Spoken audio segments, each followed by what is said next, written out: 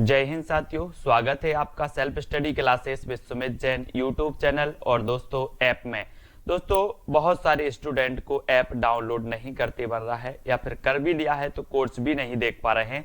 तो मैं आज उनको बता दूं कि ये जो सेल्फ स्टडी क्लासेस इस प्रकार से जब आप प्ले स्टोर से करते हैं तो ये आपका वेल जो है आइकन उसमें लगा हुआ है ना। तो इस प्रकार से सेल्फ स्टडी क्लासेस आपको सर्च करना है और ऐसे आइकन में आपको ऐप मिलने वाला है। ठीक है, तो दोस्तों हम देखें कि प्ले स्टोर में आपको इस प्रकार से दिखेगा ये सेल्फ स्टडी क्लासेस। ठीक है, ये प्ले स्टोर में आपको सेल्फ स्टडी क्लासेस का ऐप दिखने वाला है।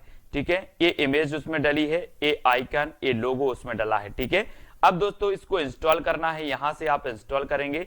ठीक है, अब इंस्टॉल करेंगे तो वहां पर आपको नंबर मांगेगा, जीमेल नंबर मांगेगा, तो आपको ओटीपी आएगा, तो आप रजिस्टर करके आगे बढ़ेंगे। दोस्तों आज हम पढ़ने वाले हैं हिंदी साहित्य में द्विवेदी युग की टॉप 20 रचनाएं। ठीक है, इससे पहले दोस्तों हमने क्या किया कि आदिकाल, भक्तिकाल, रीतिकाल, भारतेंदु युग है ना, इन सब की 20 रचनाएं याद कर ली।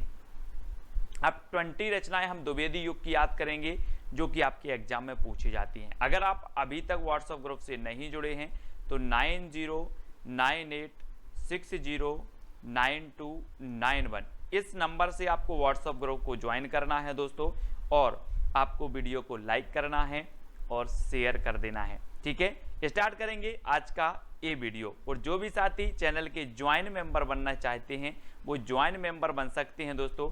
आप मात्र 59 रुपये में ज्वाइन मेंबर बन सकते हैं सिल्वर प्लान खरीदकर, 159 में गोल्ड प्लान खरीदकर, और 299 में दोस्तों आप बन सकते हैं डायमंड प्लान खरीदकर। ठीक है, तो चैनल को सब्सक्राइब कर लेना और वीडियो को लाइक अवश्य करना है। स्टार्ट करेंगे आज का ये वीडियो। सबसे पहली जो आपकी रचना है वैदेही वनवास और प्रिय प्रवास की रचनाकार कौन है। 2 सेकंड आपको दिए जाएंगे, आपको उत्तर कमेंट में लिखना है। और दोस्तों जब तक मैं आपको बता दूं कि वनवास किसको हुआ था, अयोध्या के राजा राम को हुआ था। किसको हुआ था? अयोध्या के राजा राम को वनवास हुआ था, है ना। तो अयोध्या से उपाध्याय आपका उत्तर होगा। और जब ये वनवास हुआ तो ये अपने प्रिय को लेकर प्रवास कर गए थे, वन को प्रवास कर गए थे, है ना। तो प्रिय को, तो प्रिय प्रवास, है ना। और अयोध्या के राजा किसको? राम को वनवास हुआ था। तो वैदेही वनवास हुआ था अयोध्या के राजा राम को, तो अयोध्या से उपाध्याय हरिवंश की रचना होगी। और ये प्रिय को ले गए थे तो प्रिय प्रवास भी इन्हीं की रचना होगी। ठीक है, अब दोस्तों याद रख लेना है ये दोनों ही रचना वैदेही वनवास और प्रिय प्रवास किसकी हैं? उपाध्याय हरिवंश जी की हैं। और प्रिय प्रवास ये हिंदी का खड़ी बोली का प्रथम महाकाव्य है। खड़ी बोली का प्रथम महाकाव्य माना जाता है प्रिय प्रवास। ठीक है, इसको याद रखेंगे। अगला है मिलन, पथिक, मानसी, स्वप्न की रचनाकार कौन है। तो रचनाकार कौन है दोस्तों? आपका बिल्कुल सही आंसर होगा, वो कौन होंगे? उत्तर आपका सही हो जाएगा दोस्तों, राम नरेश त्रिपाठी। कौन है?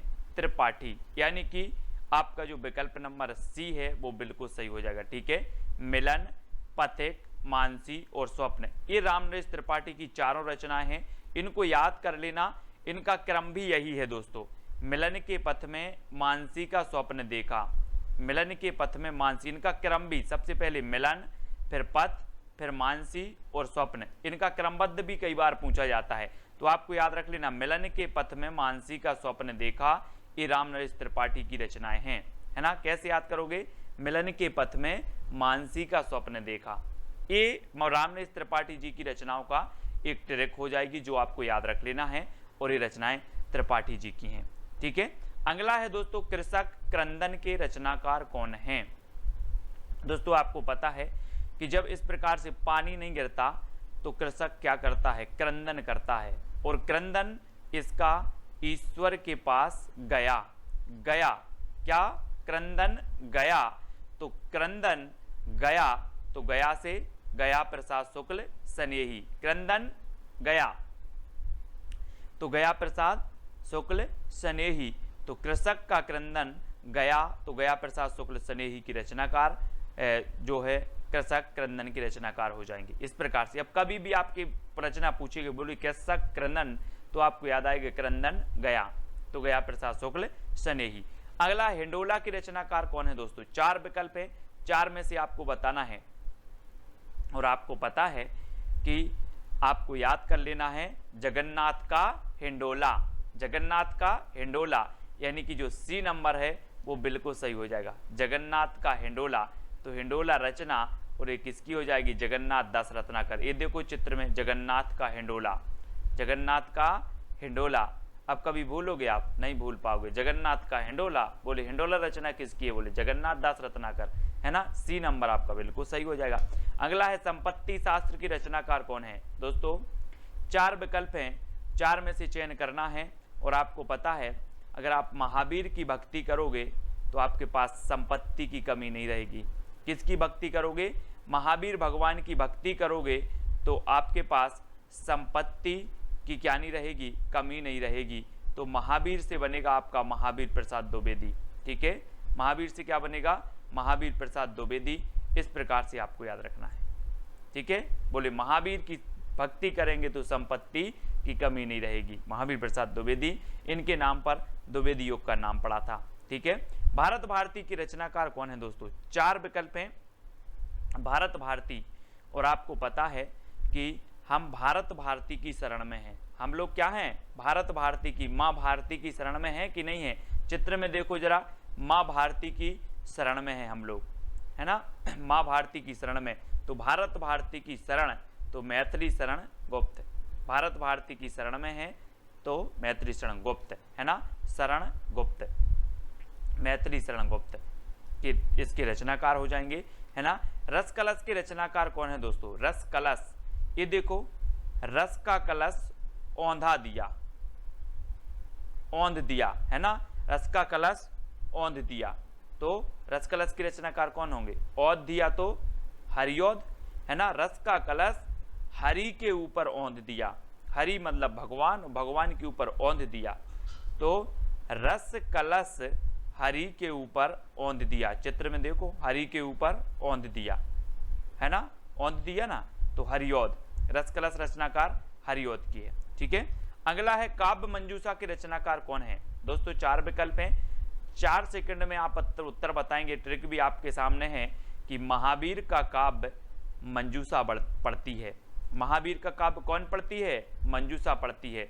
तो काव्य मंजूषा महावीर प्रसाद द्विवेदी, यानी डी नंबर आपका बिल्कुल सही हो जाएगा। अब महावीर का काव्य मंजूषा पढ़ती है, याद रखेंगे आप, महावीर का काव्य मंजूषा पढ़ती है ना। तो काव्य मंजूषा के रचनाकार जो होंगे वो महावीर प्रसाद द्विवेदी होंगे। अगला है दोस्तों रंग में भंग के रचनाकार कौन है? रंग में भंग, दोस्तों आप रंग बना रहे थे, रंग बना रहे थे और मैंने मेथी डाल दी, मेथी डाल दी, तो आप बोलोगे यार रंग में भंग कर दिया आपने, रंग में भंग कर दिया। क्या डाल दी? मेथी डाल दी, तो रंग में भंग कर दिया। तो रंग भंग के रचनाकार कौन होंगे? मेथी डाल दी तो मैथिली शरण गुप्त। रंग में भंग कर दिया मेथी डाल के, तो रंग में भंग ये रचना किसकी होगी? मैथिली शरण गुप्त की। अधिकांश लोगों को पता है, ये नंबर आपका बिल्कुल सही हो जाएगा। ठीक है, अगला है शंकर सरोज और शंकर सर्वस्व के रचनाकार कौन है? अब दोस्तों यहाँ पर शंकर आ रहा है, यहाँ पर भी शंकर आ रहा है, तो उत्तर में भी शंकर आएगा। नाथूराम शर्मा शंकर, शंकर सरोज और शंकर सर्वस्व के रचनाकार कौन है? नाथूराम शर्मा शंकर हैं, यानी यह नंबर आपका बिल्कुल सही हो जाएगा। ठीक है, अगला है राम रावण विरोध की रचनाकार कौन है? दोस्तों राम और रावण का क्या है? एक दूसरे से विरोध चलता था और राम और रावण के विरोध में कोई राय नहीं देना, है ना। मैंने कहा राम और रावण के विरोध में राय नहीं देना, कुछ लोग बोले सर राय देवी, अपन तो राय देवी, तो राय देवी। राम रावण के विरोध में अपन तो राय देवी, तो राय देवी प्रसाद पूर्ण। राम रावण के विरोध में राय देवी, तो राय देवी प्रसाद पूर्ण।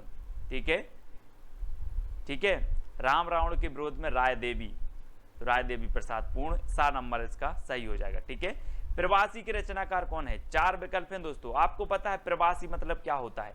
प्रवासी पक्षी नाम सुना होगा। प्रवासी पक्षी मौसम के अनुसार जहां भी उनके अनुकूल मौसम होता है वहां चले जाते, मतलब यहां वहां भागते रहते हैं। वैसे ही प्रवासी यहाँ वहां भागते हैं, मतलब यहाँ वहाँ अपने लोचन से देखते रहते, कहाँ मौका है, कहाँ अच्छा है, वहाँ भागते रहते हैं। तो कैसे देखते हैं? अपने लोचन से देखते हैं, लोचन से, प्रवासी लोचन से देखते हैं कि हमें किस ओर जाना है, कहाँ भागना है प्रवासी लोग। तो लोचन प्रसाद पांडे की रचना हो जाएगी प्रवासी। ठीक है, याद रख लेना। अगला है वीर बालक के रचनाकार कौन है? नाथुराम शर्मा शंकर, लोचन प्रसाद पांडे, राय देवी प्रसाद पूर्ण या फिर लाला भगवान दीन। और वीर बालक के जो रचनाकार हैं, आपको पता है दोस्तों कि जब भगवान का जन्म होता है तो वीर बालक के रूप में होता है। आपने देखा होगा, इतनी सारी लीलाएं देखी होंगी, है ना। कृष्ण की ही बात कर लो, कृष्ण जी का जन्म हुआ, भगवान का जन्म हुआ तो वीर बालक के रूप में हुआ। तो भगवान का जन्म होता है तो कैसे होता है? वीर बालक के रूप में। तो वीर बालक के रचनाकार कौन होंगे? लाला भगवान दीन, लाला भगवान दीन, है ना। भगवान का जन्म वीर बालक के रूप में होता है तो वीर बालक के रचनाकार लाला भगवान दीन। ठीक है, अगला है दोस्तों रामचरित चिंतामणि की रचनाकार कौन है? और 4 विकल्प हैं, रामचरित उपाध्याय, लोचन प्रसाद पांडे, राय देवी प्रसाद पूर्ण या फिर लाला भगवान दीन। तो आपको पता है कि रामचरित चिंतामणि यानी कि ये जो रचना होगी वो किसकी होगी? रामचरित उपाध्याय की। रामचरित चिंतामणि की रचनाकार रामचरित उपाध्याय, यानी आपका 1 नंबर बिल्कुल सही हो जाता है। ठीक है, ए नंबर। नेक्स्ट है भारत गीत की रचनाकार कौन है दोस्तों? 4 विकल्प हैं। हमने भारत भारती पढ़ा था, किसका? भारत भारती, अपने मैत्री शरण गुप्त की रचना पढ़ी थी। ठीक है, और ये भारत गीत पूछा गया है तो पाठक लोग क्या करते? भारत के गीत गाते हैं। पाठक भारत के गीत गाते हैं। कौन गाते हैं? पाठक। तो श्रीधर पाठक, तो पाठक भारत के गीत गाते हैं, तो भारत गीत की रचनाकार कौन होंगे? श्रीधर पाठक, यानी सा नंबर आपका बिल्कुल सही हो जाएगा, सा नंबर। ठीक है, अगला है आवाहन की रचनाकार कौन है दोस्तों? आहान जिसे बोलते हो आप, आहान की रचनाकार कौन है? तो वो है बालकृष्ण शर्मा नवीन, है ना। और दोस्तों आज कृष्ण जन्माष्टमी भी है, तो हम कृष्ण का क्या करते हैं? आवाहन करते हैं, कृष्ण जी आओ मेरे मन मंदिर में विराजमान हो जाओ, है ना। इस प्रकार से क्या करते? आवाहन करते हैं, कृष्ण जी आओ और मेरे मन मंदिर में विराजमान हो जाओ। तो किसका आह्वान करते हैं हम? कृष्ण का। तो बालकृष्ण शर्मा नवीन की रचना कौन सी है? आवाहन, है ना, यानी बा नंबर आपका बिल्कुल सही हो जाएगा, बा नंबर। नेक्स्ट है यशोधरा और साकेत की रचनाकार कौन है? 4 विकल्प हैं और 4 में से चयन करना है। और रामचरित उपाध्याय, बालकृष्ण शर्मा नवीन, मैत्री शरण गुप्त, लाला भगवान दीन। तो आपका बिल्कुल सही आंसर होगा दोस्तों कि यशोधरा और साकेत ने मैथ ली, है ना। जब 10वीं पास हो जाती है उसके बाद सब्जेक्ट लेना पड़ता है इस प्रकार से। तो यशोधरा और साकेत ने क्या ली? मैथ ली। तो यशोधरा और साकेत की रचनाकार कौन होंगे? मैथिली शरण गुप्त, मैथिली शरण गुप्त। अब याद रख लेना, यशोधरा और साकेत ने मैथिली, यशोधरा और साकेत ने क्या ली? मैथिली। तो मैथिली शरण गुप्त की रचना होगी। एक खंड काव्य है यशोधरा और ये साकेत महाकाव्य है, इसमें 12 सर्ग हैं, है ना, याद रखना। और 12वें सर्ग में उर्मिला और लक्ष्मण का मिलन भी है। नेक्स्ट है स्वदेशी कुंडल की रचनाकार कौन है? दोस्तों अब अगर कोई कुंडल खरीदना है, किसी को मतलब सोने के कुंडल खरीदना है तो अपन क्या करेंगे? स्वदेशी की राय दोगे कि चाइना के खरीदवा दोगे? स्वदेशी की राय देवी, स्वदेशी की राय देवी। बोले सर अपन तो स्वदेशी की राय देवी, है ना, स्वदेशी की राय देवी। तो स्वदेशी कुंडल राय देवी, राय देवी प्रसाद पूर्ण, स्वदेशी की राय देवी। काय की राय देवी? स्वदेशी की। तो 4 नंबर आपका बिल्कुल स्वदेशी कुंडल के रचनाकार कौन हो जाएंगे? राय देवी प्रसाद पूर्ण।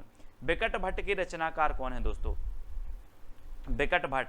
4 विकल्प हैं और 4 में आपको याद रखना है कि रामचरित उपाध्याय की है, बालकृष्ण शर्मा नवीन की है, मैत्री शरण गुप्त की है या फिर लाला भगवान दीन की है। तो याद रख लेना है आपको, आपका सही उत्तर हो जाएगा मैत्री शरण गुप्त की। मैथिली का विकेट गिर गया, मैथिली का विकट गिर गया, मैथिली का दे देखो विकट गिर गया। तो बिकट भट्ट की रचनाकार कौन होंगे? बोले सर मैथिली का विकट गिर गया, विकट गिर गया तो मैथिली शरण गुप्त। ठीक है, विकट गिर गया और बिकट भट्ट मैथिली शरण गुप्त, है ना।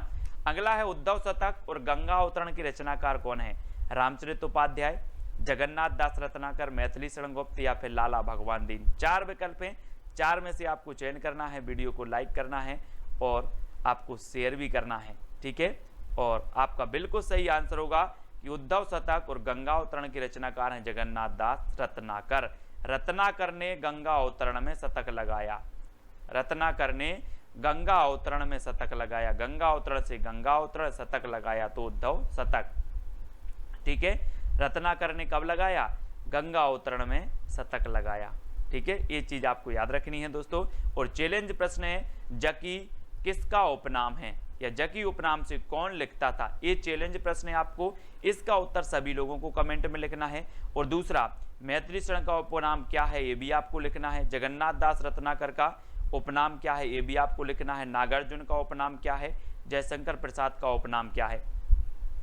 ये चारों विकल्प के उत्तर आपको ही बतानी है, ठीक है। और ज्वाइन मेंबर का मैंने ग्रुप बना दिया है दोस्तों, जो भी साथी ज्वाइन मेंबर बनना चाहते हैं वो ज्वाइन मेंबर बन जाएं और मुझे पर्सनल मैसेज करें, उनको ज्वाइन मेंबर वाले ग्रुप में ऐड कर दिया जाएगा। और सभी लोग वीडियो को लाइक करें और शेयर करें साथियों, ठीक है।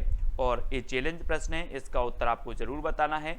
और दोस्तों जो भी साथी व्हाट्सएप ग्रुप से नहीं जुड़े हैं वो 9098609291 इस नंबर पे आपको मैसेज करना है। आपको हिंदी साहित्य का ग्रुप अलग से बना है, नेट पीजीटी आदि एग्जामों का, उससे आपको जोड़ दिया जाएगा। और जिन्होंने सब्सक्राइब नहीं किया है वो सब्सक्राइब कर लें, वीडियो को लाइक और शेयर अवश्य करना है। आज की वीडियो के लिए बस इतना ही। कौन सी ट्रिक सबसे अच्छी लगी वो आप कमेंट में जरूर बताना। जय हिंद। जय हिंद साथियों, स्वागत है आपका self study classes with Sumit Jain YouTube channel और दोस्तों ऐप में। दोस्तों बहुत सारे स्टूडेंट को ऐप डाउनलोड नहीं करते बन रहा है या फिर कर भी लिया है तो कोर्स भी नहीं देख पा रहे हैं। तो मैं आज उनको बता दूं कि ये जो सेल्फ स्टडी क्लासेस इस प्रकार से जब आप प्ले स्टोर से करते हैं तो ये आपका वेल जो है आइकन उसमें लगा हुआ है ना। तो इस प्रकार से सेल्फ स्टडी क्लासेस आपको सर्च करना है और ऐसे आइकन में आपको ऐप मिलने वाला है, ठीक है। तो दोस्तों हम देखें कि प्ले स्टोर में आपको इस प्रकार से दिखेगा ये सेल्फ स्टडी क्लासेस, ठीक है। ये प्ले स्टोर में आपको सेल्फ स्टडी क्लासेस का ऐप दिखने वाला है, ठीक है। ये इमेज उसमें डली है, ये आइकन, ये लोगो उसमें डला है, ठीक है। अब दोस्तों इसको इंस्टॉल करना है, यहां से आप इंस्टॉल करेंगे, ठीक है। अब इंस्टॉल करेंगे तो वहां पर आपको नंबर मांगेगा, जीमेल नंबर मांगेगा, तो आपको ओटीपी आएगा, तो आप रजिस्टर करके आगे बढ़ेंगे।